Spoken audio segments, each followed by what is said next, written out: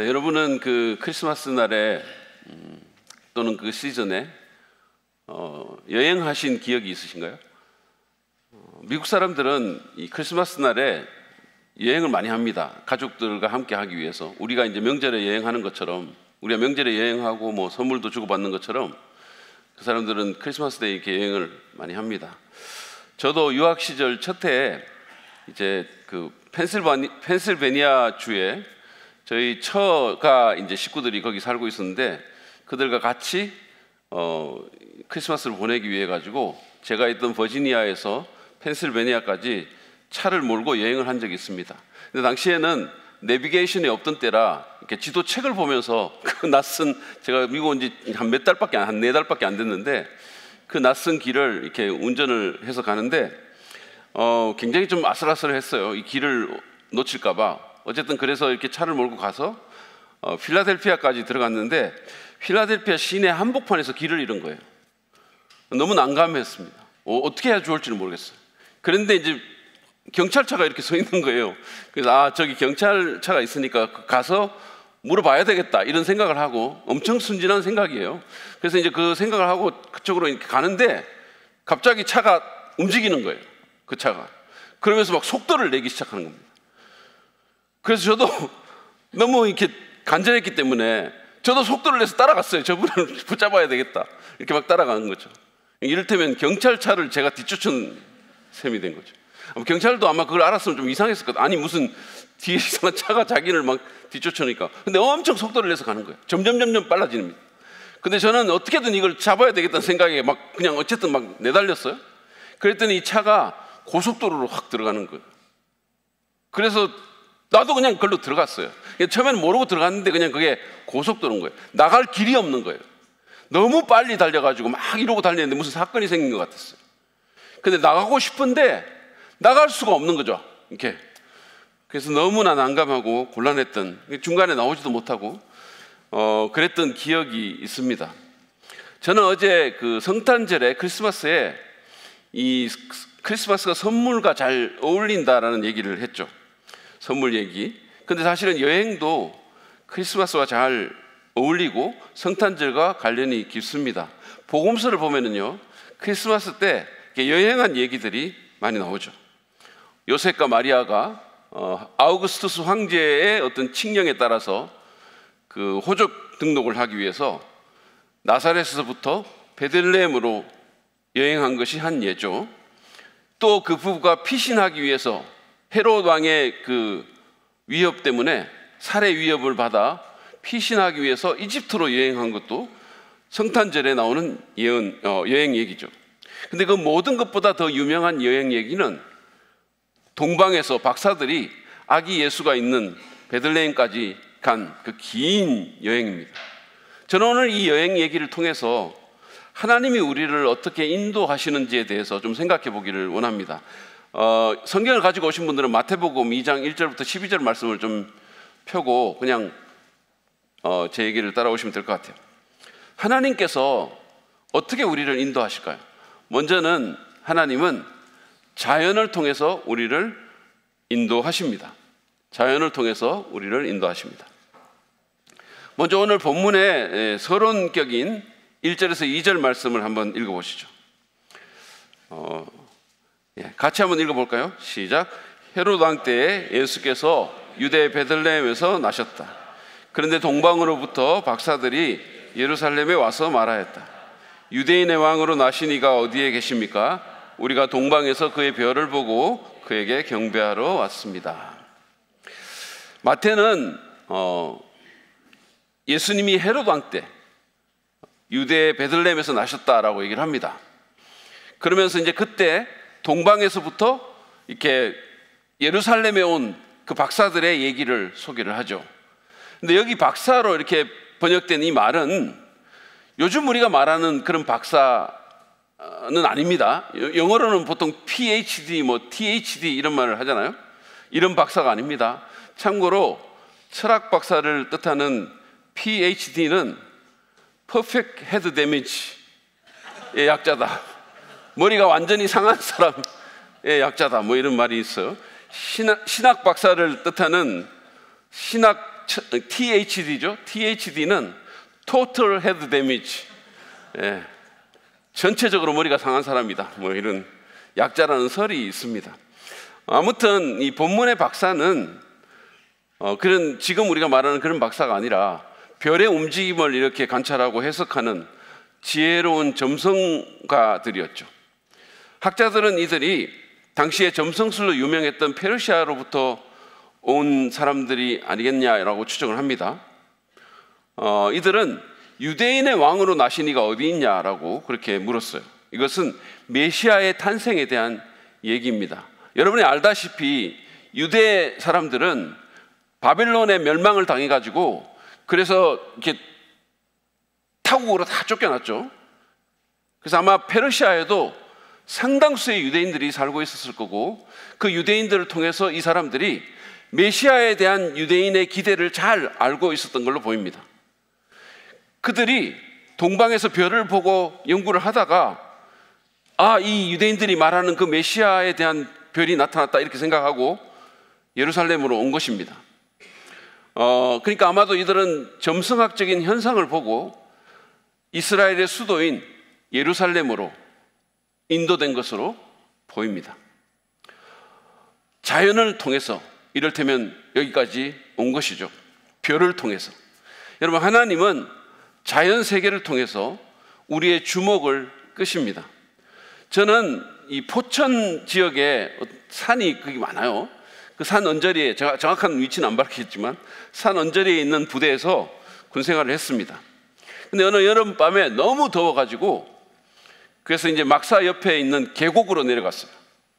그래서 옷을 다 벗어 제치고 그 계곡 찬물로 몸을 씻은 적이 있습니다. 너무 자세한 상상을 하지 마시고. 근데 어쨌든 그때 그 정말 뭐랄까 이렇게 밤한 큰 거대한 그 산이 밤하늘을 배경으로 이렇게 보이는데 마치 거대한 어떤 짐승처럼 웅크리고 있는 거예요. 그런데 그 시커먼 산 앞에서 제가 얼마나 작고 보잘것없는 존재인가를 온몸으로 느꼈습니다. 그 당시엔 제가 예수님 믿지 않을 때인데 그 대자연 앞에서 조물주의 존재에 대해서 저도 모르게 생각하는 그런 기회를 갖게 된 거죠. 이 모든 것이 그냥 저절로 있는 것이 아닐 것 같은 생각이 들고 그 큰 존재 앞에서 내가 너무 작다, 너무 보잘것없다 이런 생각을 했던 거죠. 근데 사실은 저만 그런 것이 아니고 다윗도 대자연에 나가서 양을 치면서 어떤 하나님에 대한 생각을 하게 된 것 같습니다. 그는 시편 19편 1절에서 이렇게 노래하죠. 하늘은 하나님의 영광을 드러내고 창공은 그의 솜씨를 알려준다. 이 하늘이 하나님의 영광을 드러내고 있다 이렇게 얘기했어요. 사도 바울도 로마서 1장 19절 20절에서 이런 비슷한 종류의 말씀을 하는데 제가 메시지 성경으로 읽어봐 드리겠습니다. 하나님이 실제 하신다는 것은 너무도 분명한 근본 사실입니다. 그저 눈을 떠 보기만 해도 보이지 않습니까? 하나님이 창조하신 것을 찬찬히 그리고 유심히 바라보았던 사람들은 언제나 그 눈으로는 볼 수 없는 것, 이를테면 그분의 영원한 능력이나 신성의 신비를 볼 수 있었습니다. 근데 성경의 저자는 아니지만 독일의 철학자였던 임마누엘 칸트도 이렇게 말을 합니다. 생각을 거듭할수록 감탄과 경애로 내 마음을 가득 채우는 두 가지가 있다. 하나는 내 머리 위로 별이 총총히 빛나는 하늘이며 다른 하나는 내 안에 도덕법이다. 자기 안에 누가 이렇게 새겨준 것도 아닌 것 같은데 도덕법이 있다는 거예요. 뭔가 양심의 법이 자기를 고소하고 자기를 이끌기도 하고 이런 것이 있다는 겁니다. 아무도 보지 않아도 불편함이 있고, 그러니까 그것이 자기를 경의와 감탄으로 가득 채운다 이렇게 얘기했어요. 근데 그것과 함께 수많은 별이 빛나는 이 광대한 우주를 볼 때 감탄과 경애에 그가 사로잡혔다 이렇게 얘기했습니다. 신성의 신비를 느낀 것이죠. 자연은 하나님의 일반 계시라고 그렇게 말을 합니다. 계시라는 말은 열어서 보여준다라는 뜻인데 하나님은 자연을 통해서 당신 자신을 열어서 보여준다는 거예요. 여러분, 인격체는 열어서 보여주지 않으면 결코 볼 수 없는 어떤 부분들이 있어요. 우리도 마찬가지잖아요. 여러분이 저를 보고 어떤 부분은 볼 수 있죠. 오늘 제가 빨간 넥타이를 하고 왔어요. 어제는 초록색 넥타이를 하고 왔습니다. 엄청 신경 쓴 거예요. 크리스마스이기 때문에. 아무도 말 안 해주지 않습니다, 오늘은. 근데 저는 신경 썼어요. 여러분들이 이렇게 눈으로 보면 보는 게 있어요. 그러나 저는 인격체이기 때문에 제가 열어서 여러분에게 보여주지 않으면 여러분이 모르는 부분들이 있죠. 제가 열어서 보여주는 사람은 극소수예요. 제 마음을 보여주고 제가 어떤 사람인가를 드러내는 존재는 그리 많지 않습니다. 자연 계시, 하나님께서 자연을 통해서 자신이 어떤 분인가를 드러내 보여주신다는 거예요. 자연은 그 질서와 아름다움과 광대함으로 하나님의 존재를 우리에게 어필합니다. 여러분, 우리는 뛰어난 작품 같은 걸 보면 그 작품을 만든 사람이 당연히 있을 것으로 전제합니다. 그죠? 예를 들어서 우리 교회에 오신 어떤 분이 이 교회를 이렇게 정말 디자인하고 만든 설계자가 있을 거라고 그렇게 당연히 아는 거죠. 그렇지 않습니까?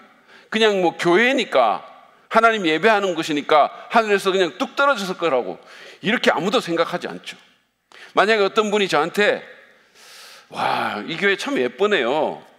누가 설계하셨죠? 이렇게 묻는다면 제가 글쎄 그제 제가 산기도 한 40일 하고 오니까 갑자기 그냥 이게 있더라고요. 이렇게 얘기를 한다면 여러분은 은혜 받으시겠어요? 그 말에 대해서?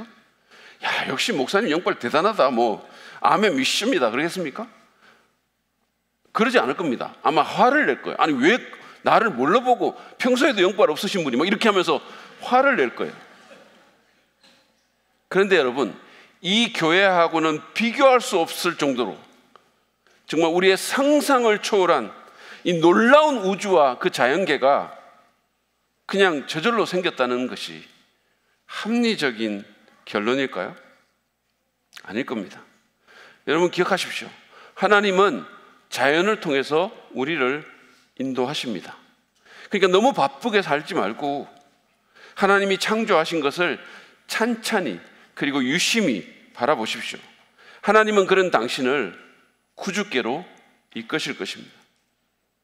그분이 20세기의 유명한 무신론적 철학자인 안토니 플루에게 그랬던 것처럼 말입니다. 그 유명한 무신론자는 사실은 20세기의 무신론적 담론을 이끈 지도자인데 이 유명한 무신론자가 자연세계와 그 세계에 내재된 정교한 법칙을 보고 2004년도에 존재하는 신이라는 책을 펴내면서 자신이 유신론자가 된 것을 공개적으로 선언합니다. 하나님은 자연을 통해서 그를 이끄신 거죠. 이미 구주께 인도되신 그리스도인들은 자연과 그 안에서 벌어지는 사건에 대해서 묵상하는 태도로 살아가시기를 바랍니다. 그냥 자연을 그냥 보지 말고 이 자연이 하나님의 어떤 부분을 드러낸다는 그 사실을 생각하고 묵상하는 태도로 살아가십시오. 켄 가이어는 묵상하는 삶이라는 책에서 모든 사건에는 뭔가 성스러운 것이 담겨 있다라고 말했어요. 모든 사건에는. 그렇습니다. 자연 만물과 모든 그 안에서 벌어지는 사건에는 무언가 성스러운 것이 담겨 있습니다. 하나님께서 자연을 통해서 우리의 삶을 인도하실 수 있음을 인지하고 자연을 통해서 우리에게 말씀하실 수 있음을 인지하시고 만물의 표피 그 배후에 있는 그 뒤에 있는 또는 그 밑에 있는 하나님의 손길에 그 메시지에 민감하시기를 바랍니다. 유대인 철학자인 아브라함 헷셀은 이렇게 말합니다. 만물과 만사에는 특유의 투명성이 있다. 세상은 들여다 보인다. 하나님을 완전히 가릴 수 있는 막은 없다. 경건한 사람은 만물의 겉모습 속에서 하나님의 흔적을 볼 줄 알며 그의 인생에 대한 태도는 희망에 찬 외경이다. 그렇습니다. 그렇게 세상을 바라보고 하나님의 인도하심을 따라가는 저와 여러분 되시기를 축복합니다. 두 번째로 오늘 이 본문은 하나님께서 말씀을 통해서 우리를 인도하신다는 사실을 가르쳐 줍니다. 여러분, 동방 박사들이 별을 보고 예루살렘까지 왔죠. 유대인들의 메시아에 대한 기대를 알고 있던 그들이 별을 보고 이스라엘의 수도인 예루살렘으로 일단 온 것입니다. 그랬는데 그 메시아에 대한 얘기를 하니까 헤롯 왕과 온 예루살렘 사람들이 술렁거렸다라고 성경은 말을 합니다. 헤롯은 자신의 정권에 대한 위협을 느꼈던 거죠. 헤롯 왕이라는 이 사람은 정말 정치 동물이에요. 자기의 자식도 위협이 되면 죽였던 사람입니다. 자기 가족들, 굉장히 많은 사람들을 죽였어요. 그런데 어느 날 페르시아에서 온 사람들이 유대의 왕이 났다고 하니까 얼마나 위협을 느꼈겠어요? 그래서 굉장히 당황합니다. 그러면서 대제사장과 율법 교사들을 다 불러 모았어요. 그리고는 묻습니다. 4절에서 6절 말씀을 보시죠. 왕은 백성의 대제사장들과 율법 교사들을 다 모아놓고서 그리스도가 어디에서 태어나실지를 그들에게 물어보았다. 그들이 왕에게 말하였다. 유대 베들레헴입니다. 예언자가 이렇게 기록하여 놓았습니다. 너 유대 땅에 있는 베들레헴아, 너는 유대 고을 가운데서 아주 작지가 않다. 너에게서 통치자가 나올 것이니 그가 내 백성 이스라엘을 다스릴 것이다. 헤롯 왕은 이둠의 사람이거든요. 에돔 사람입니다. 그렇지만 그는 유대교 신자였기 때문에 메시아에 대한 예언이 구약 성경에 있다는 사실을 알았어요. 그래서 성경학자들을 불러가지고 그가 어디서 날지를 질문했던 것입니다. 그러니까 성경학자들이 곧바로 베들레헴이라고 대답을 하면서 미가서 5장 2절 말씀을 인용합니다. 여러분, 구약 성경에 보면 미가서라는 성경이 있어요. 이 미가는 예수님 오시기 700년 전에 남쪽 유대에서 활동했던 선지자입니다. 근데 그 미가의 글에 예수님에 대한 예언이 나와 있는 거죠. 메시아 왕이 베들레헴이라는 작은 동네에서 탄생할 것을 예수님이 오시기 이미 700년 전에 예언을 한 것입니다. 그 말씀을 지금 인용을 한 거죠. 그래서 동방 박사들은 이 말씀으로 인해서 자기들이 찾는 그 유대인의 왕으로 오신 이가 베들레헴에 있다는 사실을 알게 되었고, 그래서 베들레헴 쪽으로 발걸음을 옮기게 됩니다. 그들은 결국은 베들레헴의 한 집에서 아기 예수를 만나서 경배하고 그들의 인생이 영원히 달라지게 됩니다. 하나님은 자연을 통해서 우리를 인도하시지만, 그러나 더욱 확실하게는 말씀을 통해서 우리를 인도하십니다. 그래서 우리가 자연을 일반 계시라고 말을 하고 말씀을 특별 계시라고 그렇게 얘기를 합니다. 동방의 박사들은 자연의 별을 통해서 예루살렘까지 인도함을 받았지만 말씀을 통해서 구주가 탄생한 베들레헴까지 확실하게 인도함을 받은 거죠. 근데 사실은 그들만이 아닙니다. 수많은 사람들이 역사적으로 말씀을 통해서 구주께로 인도되었습니다. 저도 그런 경우예요. 저도 말씀을 통해서, 성경 말씀을 통해서 예수 그리스도께로 인도함을 받은 사람입니다. 그래서 제가 제 얘기를 이렇게 드리려고 하다가 저는 여러분들에게 크게 영향력도 없고 제 얘기가 그렇게 여러분에게 그렇게 은혜가 될까 싶어서 저보다 훨씬 유명하고 위대하고 큰 영향력을 끼친 한 사람의 얘기를 지금 해드리려고 합니다. 바로 성 어거스틴이라는 사람이에요. 이 사람도 말씀을 통해서 구주께로 인도함을 받은 경우입니다. 이 어거스틴이라는 사람은 젊은 시절에 수사학을 공부하고 마니교회도 입문하는 등 학문과 종교에 굉장한 열정을 보인 사람입니다. 그런데 그렇게 지적으로 탁월한 사람이, 정말 학문적인 엄청난 성취를 한 사람이 성적인 욕구 때문에 그 정욕에서 헤어나지를 못하는 거예요. 그래서 그 자신의 모습을 발견하고 굉장히 고민하게 됩니다. 그러다가 자신의 나이 30살이 되던 해에 밀라노의 국립대학에서 교수로 초빙을 받아요. 인생이 완전히 열리게 된 겁니다. 그래서 찬란한 미래를 보장받았는데 그의 내면은 불안과 번민으로 시달리곤 합니다. 밀라노에 있는 동안에 기독교 신자인 어머니의 권유로 교회를 나갑니다. 근데 여전히 그에게는 신앙의 확신이 없었어요. 설교를 들으면 말씀을 들으려고 하지 않고 연설하는 그 방법, 웅변하는 방법만 들은 거예요. 그는 자신의 추한 정욕에 여전히 사로잡혀 있는 모습을 보면서 절망과 수치심을 느끼곤 했습니다.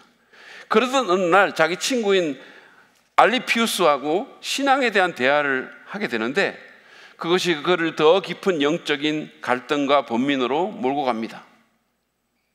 자기 자신이 너무 싫은 거예요. 사람들이 볼 때는 교수고, 그것도 국립 밀라노 대학의 교수고, 엄청난 사람처럼 보이지만, 굉장히 지적이고 학문적인 사람으로 보이지만 자기 안에 있는 내면의 그 추한 모습들, 그것 때문에 너무 싫었던 거죠. 그런데 자기 친구하고 대화를 하면서 그게 더 심화가 된 겁니다. 자기 친구는 그리스도인인데, 자기 친구는 자기와 같은 모습이 없는데, 자기는 그 모든 추한 것들이 자기 속에서 자기를 끌어내리는 것 때문에 점점 답답해진 거죠. 그래서 그 답답한 마음을 달래려 그는 친구인 알리피우스를 떠나서 자기가 묵고 있는 집의 정원으로 갔습니다. 거기서 그는 머리를 쥐어뜯고 두 주먹으로 이마를 치면서 괴로워하고 있는데 그 순간에 교회사에서 가장 유명한 한 사건이 일어나게 됩니다. 기독교 고전 중에 참회록이라는, 고백록이라는 책이 있는데 거기에 기록된 그 자신의 간증인데 제가 한번 읽어볼 테니까 들어보세요. 그분의 직접적 얘기입니다. 나는 무화과 나무 아래 털썩 주저앉았고 내 눈에서 눈물이 하염없이 흘렀습니다. 갑자기 이웃집에서 어떤 아이의 노래하는 소리가 내 귀에 들려왔습니다. 소년의 음성인지 소녀의 음성인지 구분할 수 없었지만 집어들고 읽어라, 집어들고 읽어라라는 구절이 반복적으로 들렸습니다. 그것을 듣고 그런 소리를 내면서 노는 아이들의 노래가 있는지 열심히 생각해 보았습니다. 그러나 그것은 내가 전에 결코 들어본 적이 없는 노래였습니다. 그래서 나는 급히 알리피우스가 앉았던 자리로 돌아갔습니다. 근데 거기에 사도 바울의 서신을 포함한 책이 있었습니다. 신약 성경이 거기 있던 거죠. 나는 그것을 집어들고 펴서 제일 먼저 내 눈에 닿는 부분을 조용히 읽었습니다. 근데 그 읽은 부분이 로마서 말씀이에요. 낮에와 같이 단정히 행하고 방탕하거나 술 취하지 말며 음란하거나 호색하지 말며 다투거나 시기하지 말고 오직 주 예수 그리스도로 옷 입고 정욕을 위하여 육신의 일을 도모하지 말라. 이 말씀을 그러니까 펴가지고 그냥 우연히 읽은 말씀이 이 말씀인 거죠. 나는 더 읽지 않았습니다. 더 읽을 필요가 없었습니다. 그 구절의 끝부분에 이르는 바로 그 순간에 마치 확신의 빛이 내 마음에 쏟아져 들어오는 것 같았고 모든 의심의 어두움이 사라졌기 때문입니다.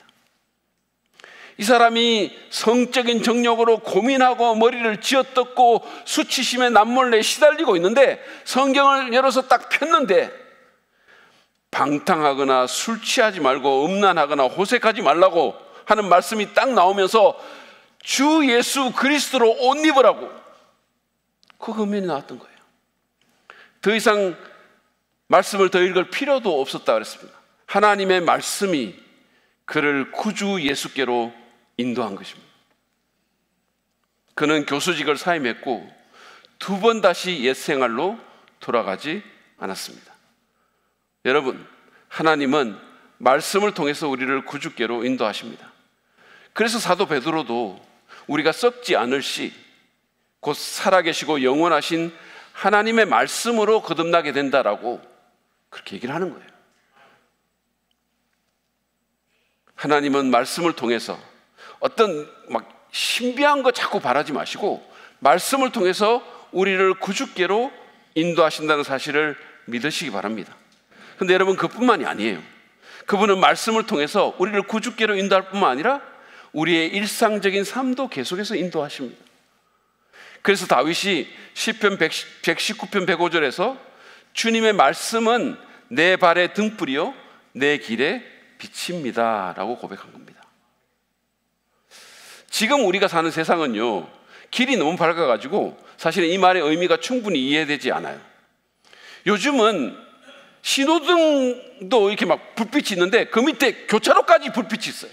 혹시 보셨나요? 그래가지고 그 밑에 바닥에 깔린 그 빨간 불, 파란 불 때문에 밤에는요, 오히려 눈이 너무 부셔가지고 그거 보다가 눈이 너무 부셔가지고 실족할 것 같은 그런 때도 있어요. 어떨 때 너무 부셔가지고. 그래서 길을 놓치기도 합니다. 너무 밝아서. 이렇게까지 할 필요가 있을까? 그럴 정도죠. 특별히 매사에 과한 것을 싫어하고 돈을 쓰면 오히려 화가 나는 저희 집사람 같은 경우는 그 불빛을 볼 때마다 컴플레인을 해요. 아니 왜 이렇게 이런 것까지 해놨어? 이거 다 세금인데 막 이러면서. 이거 만드신 분 오래 사실 것 같아요. 우리 너무 밝잖아요. 사실 너무 밝아요 요즘은. 그렇죠? 그래서 우리가 주의 말씀은 내 발의 등불이요 내 길의 빛입니다라는 그 말씀의 의미를 충분히 이해하지를 못해요. 근데 여러분, 고대에는 정반대였습니다. 너무 깜깜했기 때문에 등불이 없으면 밤에 제대로 길을 걸을 수가 없고 방향을 잡을 수가 없기 때문에 주의 말씀이 내 발의 등불이고 내 길의 빛이라고 말한 것이 바로 그런 의미인 거죠. 말씀이 없이는 우리가 제대로 방향을 잡아서 갈 수가 없다라는 말씀이에요. 하나님은 그 말씀을 통해서 우리를 하루하루 인도하신다라는 뜻입니다. 하나님께서 지금도 말씀을 통해서 올바른 방향으로 우리를 이끄시고 길을 잃었을 때는 길을 찾게 하심을 믿으시기를 바랍니다. 그 말씀을 등불 삼아서, 그 말씀을 빛 삼아서 인생길을 가는 우리 모두가 되기를 축복합니다. 여러분, 동방의 박사들은 자연과 말씀을 통해서 구주께로 인도가 됐습니다. 그들은 구주를 만나 아기 예수께 경배했고 그들의 삶의 길이 영원히 바뀌었습니다. 근데 마치 그것을 상징이라도 하듯이 오늘 말씀을 보면 그들은 꿈에 하나님의 지시를 받아서 올 때와는 다른 길로 자기 나라로 돌아갑니다. 자기들의 본향으로 돌아갔죠. 여러분, 예수를 만나면 우리는 이전과는 다른 길로 가게 됩니다. 그리고 하나님은 그 길 가운데서 우리를 계속해서 인도하십니다. 우리가 우리의 본향에 이를 때까지 그분은 그렇게 우리를 이끌어 주실 것입니다. 그러므로 내 생각대로, 내 경험으로, 내 발길이 가는 대로, 내 본능이 나를 움직이는 대로 가지 맙시다. 하나님의 인도하심을 받으십시다. 묵상하는 태도로 이 자연과 모든 사건들을 대하고 그 물리적인 막의 뒤에서 손짓하시는 하나님을 봅시다. 그리고 기록된 말씀을 통해서, 설교와 성령을 통해서 우리를 이끄시는 그분의 음성에 순종합시다. 그리하여 크리스마스와 이 연말 연시뿐만 아니라 우리 생애 가운데서 주님의 인도하심을 따라 본향에 이르기까지 성공적으로 인생길을 가시는 저와 여러분 되시기를 주님의 이름으로 축복합니다. 아멘.